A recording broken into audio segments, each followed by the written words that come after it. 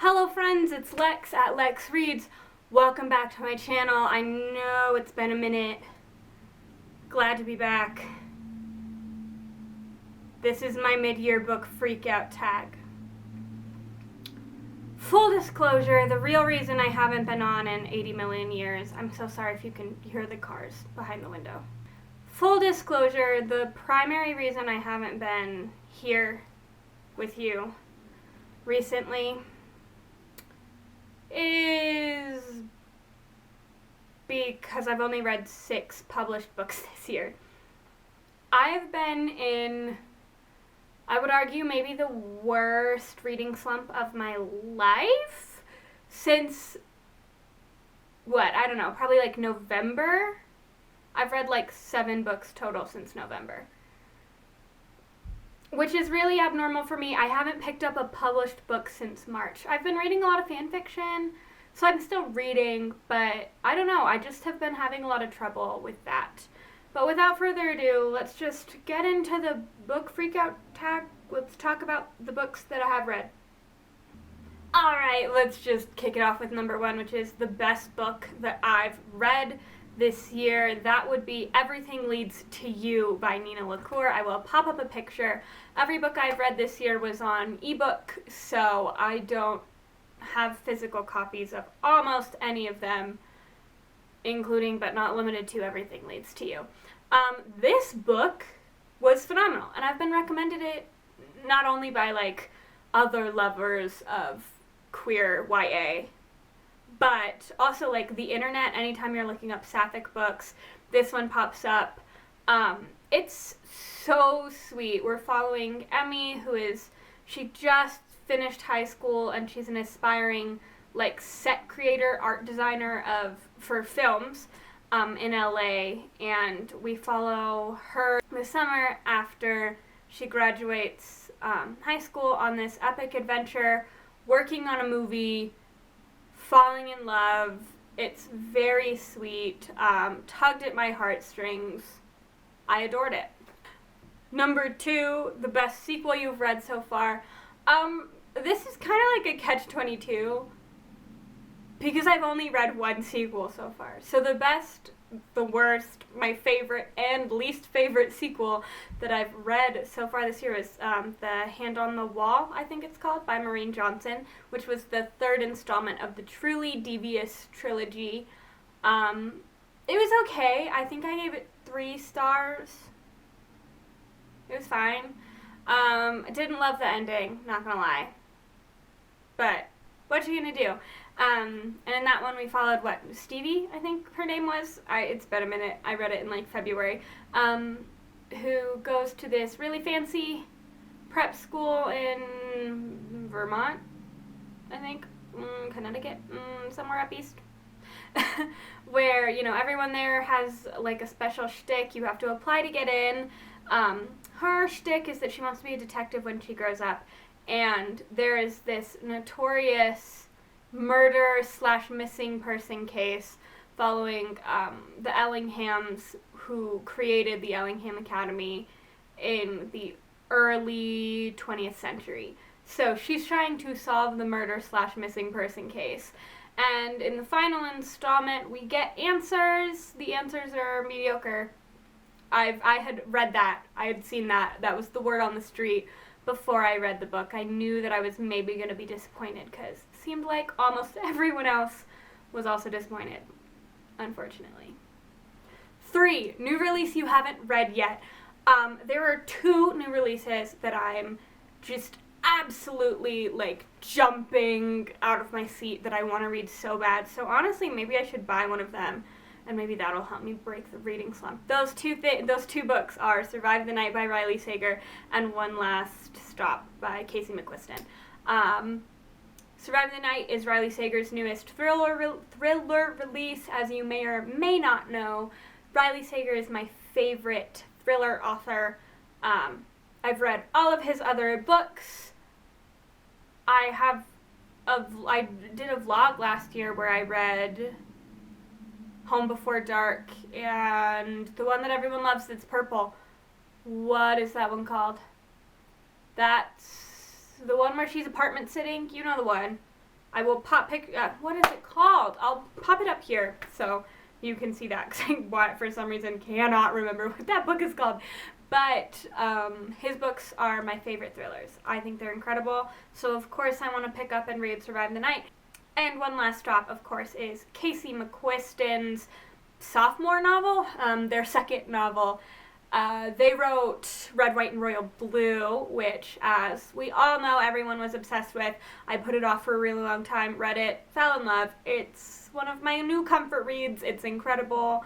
One last stop is Sapphic, which is really important to me, so I will be picking that up hopefully soon. I don't own either of those yet, but I need to get on that. 4 most anticipated releases for the second half of the year.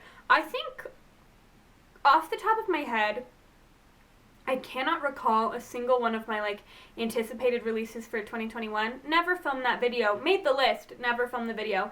I think all of them came out in the first half of the year. So I think all of my 2021 anticipated releases that I already know of, I think they're already out. So I don't have an answer to this question.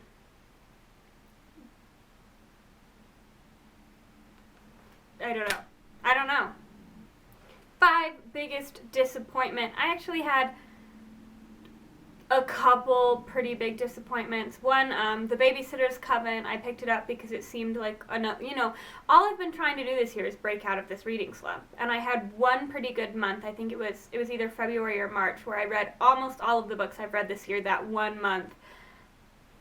And I've just been shit out of luck the rest of the months. But The Babysitter's Coven was mediocre. I think I gave it 2 stars. It wasn't very good. It read very young, which isn't a bad thing. It's YA, but it read sometimes you read YA and it's pretty mature, and sometimes you read YA and you're like, yeah, I probably would have liked this when I was actually 12. That's how I felt about The Babysitter's Coven. It had all of the individual elements that would make me enjoy a story. Typically, it was the writing style itself that fell short for me. If it sounds like something you would like, I do recommend giving it a read. It's fun. It's cute. I'm not saying it's a bad book by any means. It just did not do what I needed it to do, which is unfortunate. And then along the lines, The Hand on the Wall was a little bit disappointing because I didn't love the answer, the ending, but I went into it kind of expecting that, so it didn't hurt. I gave that 3 stars. And then also, This Is How You Lose the Time War. That one, I also gave 3 stars. I was expecting to love it. It was okay. I didn't hate it. I didn't love it. It was just kind of hard for me to get through. It was a little pedantic, a little superfluous. I had the opposite problem that I did with The Babysitter's Coven, where I was reading it and I was really interested in the story, the plot itself. I was very captivated by, but I kept finding myself skimming. It's entirely told in letters, well, not really letters, but correspondence between 2 women who are on opposite sides of the time war, who fall in love, risk their lives. Kind of one of those epic love stories. And it was good. I did enjoy it. Fine. I probably will never reread it. I'm glad that I bought the ebook version instead of the physical copy, because if I had a physical copy, I maybe would unhaul it. I just feel very neutral about it, so disappointing because I didn't love it. Not because it was bad.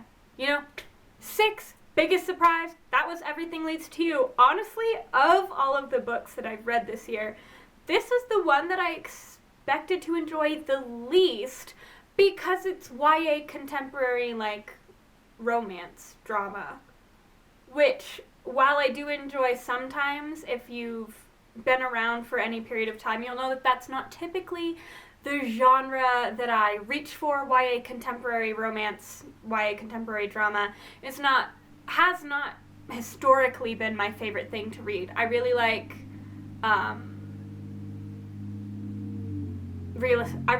urban fantasy, realistic fantasy, fantasy that's not high fantasy, that's set in a world that is similar to ours.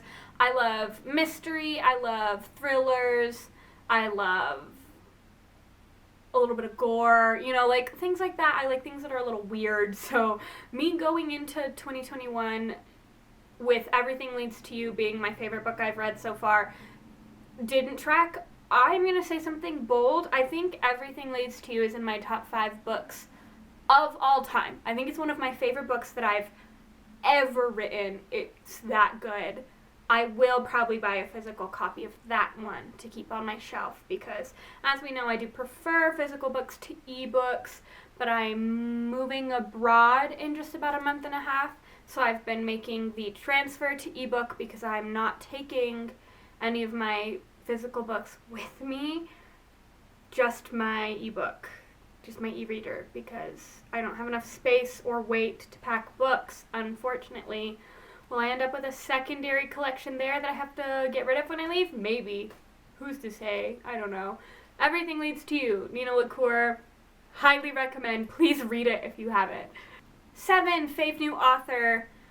New release or new to you. I don't know. I think this one is hard to read because hard to answer because I've only read 6 books. I think word on the street is that I think a lot of people have some issues with Mona Awad. I read Bunny, which was my second favorite book that I read this year.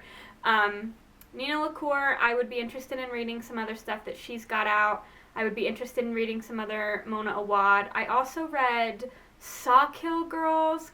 Is that Claire Legrand, I think? I would be interested to read some more Claire Legrand because I really liked that one too.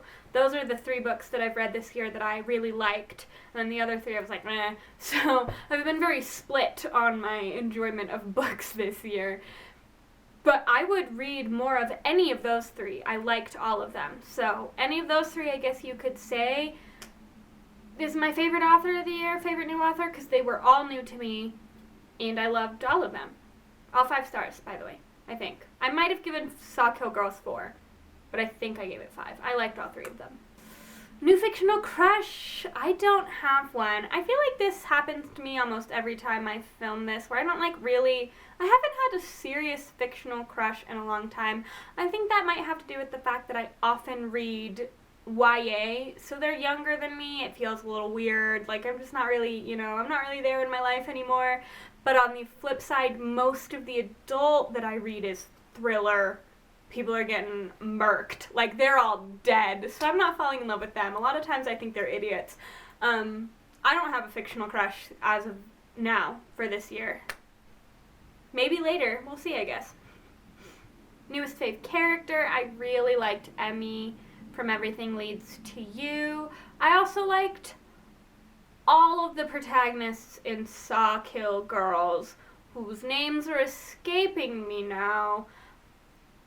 I'll pop them up here. I liked all of them. I thought they were all great.